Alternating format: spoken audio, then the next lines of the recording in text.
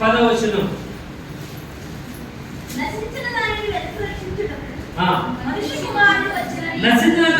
రక్షించుటకు మనిషి కుమారుడు వచ్చిన దేవుని యొక్క సంకల్పం. దేవుని యొక్క సంకల్పం ఏంటంటే ఏదైతే నశించిపోతుందో నశించిపోయిన దాన్ని వెతకి రక్షించాలని ఆయన యొక్క సంకల్పం. ఒక పాప కూడా నశించుకోవడం చూడండి. అదే 10వ అధ్యాయము 7 చదువుతాం. 10వ అధ్యాయము 7.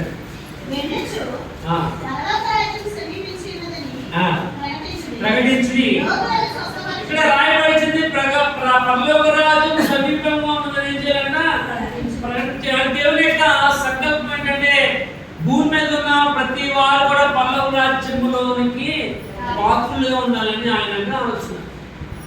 ప్రతి యొక్క మనిషి కూడా రక్షింపబడాలని ఆయన యొక్క ఆలోచన.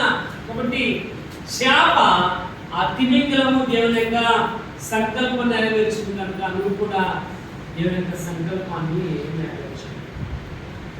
నువ్వు దేవుడు ఉపయోగపడే విధంగా ఉండాలి. ఎందుకంటే ఒక తిమింగలం ఉపయోగపడ్డారు, దానికంటే శ్రేష్టమైన దాని నువ్వు కనుక నువ్వు కూడా దేవుని యొక్క సంకల్పం నెరవేర్చాలి. ఏంటంటే నశించినకు మనుషులకు మన లోకంలోకి ఎవరు కూడా నశించిపోకుండా దేవుని యొక్క రాజ్యంలో పాత్రలో ఉండడానికి కోసం నువ్వు చేయాలి. మీరు దేవుని ఉపయోగపడే విధంగా పని చేయాలి.